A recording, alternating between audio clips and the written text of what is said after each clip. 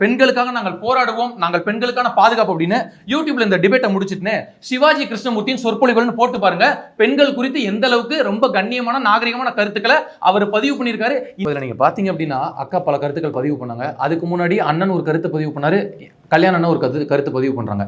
இவங்க ரெண்டு பேரும் கருத்து பதிவு பண்றாங்க, மாத்தி மாத்தி குற்றம் சொல்றாங்க. இது ரெண்டுமே உண்மைதான், இது எல்லாம் நான் மறுக்கலன்னு சொல்லல. நான் வந்து சாமானியனா வெளியில இருந்து ஒரு பார்வை பார்ப்போம்.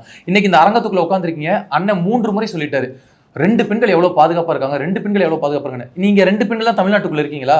அண்ணன் செய்திகள் எதையுமே பார்க்க நீங்க பேசும்போது குறுக்கிடல விட்டுருங்க.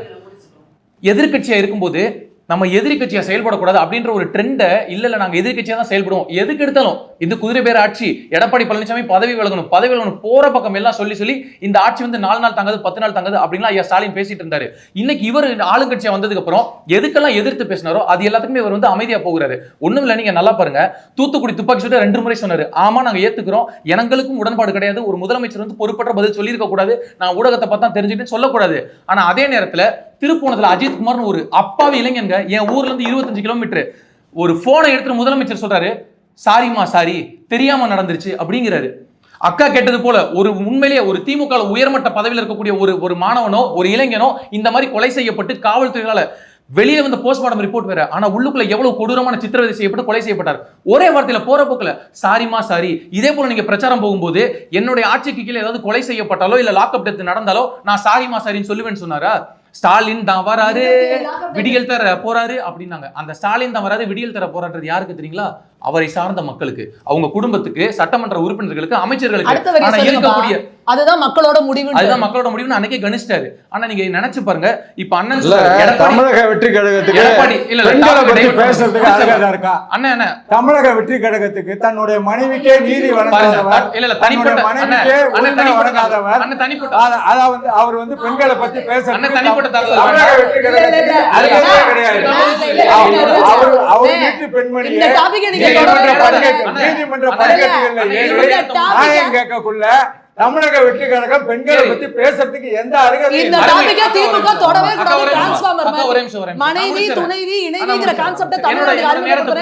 என்னோட நேரத்தை கொடுக்க விட வேண்டாம். அண்ணன் அழகா சொல்றாங்க, பெண்களுக்காக நாங்கள் போராடுவோம், நாங்கள் பெண்களுக்கான பாதுகாப்பு அப்படின்னு யூடியூப்ல இந்த டிபேட்டை முடிச்சிட்டு சிவாஜி கிருஷ்ணமூர்த்தியின் சொற்பொழிவுகள்னு போட்டு பாருங்க. பெண்கள் குறித்து எந்த அளவுக்கு ரொம்ப கண்ணியமான நாகரிகமான கருத்துக்களை அவர் பதிவு பண்ணியிருக்காரு. இன்னைக்கு இருக்கக்கூடிய தேமுதிக அவங்க கூட்டணியில் இருக்காங்கல்ல, அந்த பெண் குறித்து அவர் என்ன பேசுறாங்க நீங்க பாருங்க. நீங்க பெண்களை பத்தி பேசுறதை பத்தி பிறரை நீங்க சொல்லவே கூடாது, அதை தயவு செய்து பேசாதீங்க. நீங்க யோசிச்சு பாருங்க, இவர் சொல்றாரு அப்பாவி மாணவி நீட் தேர்வுல மரணம் அடைஞ்சாங்க, தன்னோட உயிரை மாய்த்து கொண்டு. அந்த இடத்துல அன்றைய முதலமைச்சர் துணை முதலமைச்சர் போகல, தவறுதான். அன்னைக்கு ஐயா ஸ்டாலின் அவர்கள் இன்றும் காணொலி இருக்கு, விமான நிலையத்தில் நின்று பேட்டி கொடுக்கிறாரு. இது வந்து அரசே கிடையாது, ஒரு அடிமை அரசா இருக்கு, இதுக்கு வந்து நாங்க வந்து உறுதியான முறையில மிகப்பெரிய நடவடிக்கை எடுப்போம், நாங்க ஆட்சியில் இருந்து அப்படி நடக்கும்னு கேட்டாரு. ஆனா அதே நேரத்துல அப்பாவி இளைஞர்களை பிஞ்சு குழந்தைகளை ஐயா உதயநிதி ஸ்டாலின் சொல்லிட்டாரு, நம்ம முதலமைச்சர் வந்த உடனே முதல் கையெழுத்து நீட் தேர்வுக்கு, அந்த ரகசியம் எங்க பாக்கெட்டுக்குள்ள இருக்கு, ஆட்சி முடிஞ்சோன்னு பாக்கெட்ல இருந்து வெளியில எடுத்து வைப்போம் அப்படின்னு சொன்னாங்க. என்ன நடந்துச்சு? ஊடகத்துல வந்த செய்தி அனிதா, அதுக்கப்புறம் எத்தனை மரணங்கள் நடந்துச்சு? இதுக்கு யார் பொறுப்பேற்றுக்கணும்? எங்க எல்லாத்தையும் விட்டுறலாங்க. இவங்க ஒரு கட்சிக்கு பேச வராங்க, அவங்க ஒரு கட்சிக்கு பேச வராங்க, நம்ம எல்லாருமே ஒரு சாமானிய மக்களை விடுவோம். ஒரு மாணவியை துன்புறுத்தி கொலை செஞ்சிடறாங்க, வன்புணர்வு செஞ்சு. நம்ம வீட்டுல இப்படி ஒரு பொண்ணு நடந்தா இது மணிப்பூர்ல நடக்கலாமா? பாத்துக்கலாம், ஒரு தைரியம் வரு, தலைவர் அடுத்தபடி இந்த நல்லபடியா செஞ்சு கொடுப்பாரு, நம்ம பேசுவோமா? மனசாட்சியை தொட்டு சொல்லுங்க, மனசாட்சின்னு ஒண்ணு வேண்டாமா? ஒரு மனிதாபிமான அடிப்படையில் இவங்க என்ன பண்ணணும்? எப்ப ஒரு வழக்கா 2 வழக்கா எல்லா நேரம் என்ன சொல்றாங்க? இதுல வேற பெருமையா ஐயா முதலமைச்சர் ஸ்டாலின் உட்கார்ந்து சொல்றாரு, எல்லாரும் என்னை அப்பான்னு கூப்பிடுறாங்க. ஆனா சத்தியமா யாரும் அவரை கூப்பிடல, அவரா சொன்னாரு என்னை அப்பான்னு கூப்பிடுறாங்க, அதனால நான் பொறுப்பா இருப்பேன். சரி, அப்பான்னு கூப்பிடுறாங்க வீடியோ போட்டீங்களா, அதுக்கு அப்புறமாவது நீங்க எவ்வளவு பொறுப்பா நீங்க பொறுப்பா இருந்தீங்களா? ஒரே ஒரு விஷயம், அண்ணனா சீர் செய்யறீங்க, தேர்தல் வாக்குறுதி கொடுக்குறீங்க, ஒரே நிமிஷம், நீங்க நல்ல பட்டப்படக்கூடாதீங்க, உங்க மனைவிக்கு பட்டப்படக்கூடாது, உங்க மனைவியை பராமரிச்சீங்களா? நாங்க பணம் பதிக்க வைக்கல சாமி, நாங்க பணம் பதிக்க வைக்கல, நாங்க பணம் பதிக்க வைக்கல சொல்லுங்க.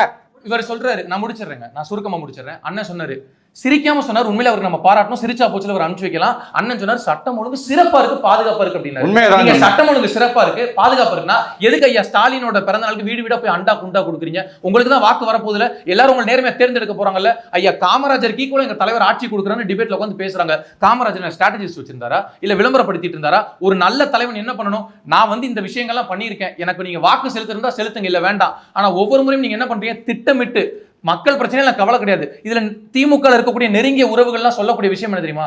சரிங்க என்னங்க பண்றது, முதலமைச்சருக்கு எதுவும் தெரியலங்க, என்ன நடக்குதுன்னே தெரியலங்க அப்படின்றாங்க. இத வந்து இல்லன்னு சொல்றாங்க. அடிப்படை ஆதாரமற்ற செய்தி. சரி, அடிப்படை ஆதாரமற்ற செய்தி.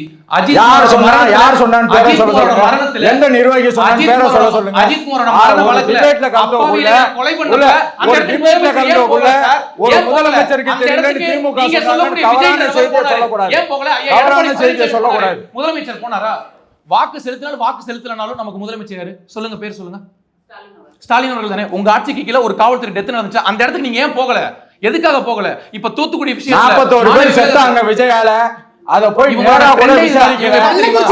அதுக்கு வந்து அருகதை இல்லாத விஜய் பேசவே கூடாது. இவங்களோட ட்ரெண்ட் பத்தி பேசவே கூடாது. எடப்பாடி பழனிசாமி ஆட்சியில கழுத்துல வெட்டினாங்க, எங்க ஆட்சியில வயித்துல தானே குத்துறாங்க. நல்ல ஆட்சி தானே கொடுத்துட்டு இருக்கோம். இதுதான் இவங்களோட கம்பேரிசனே. எப்ப பார்த்தாலும் எப்படின்னா அங்கேயும் இப்படி நடந்துச்சு, இங்கேயும் இப்படி நடந்துச்சு, நாங்க சிறப்பான ஆட்சி கொடுக்குறோம். உங்களோட முன்னாள் அமைச்சர்கள் மேல வழக்கு இன்னும் நிலுவையில் இருக்கு. அதை பத்தி நீங்க இப்ப ஏதாவது விளக்கம் கொடுப்பீங்களா?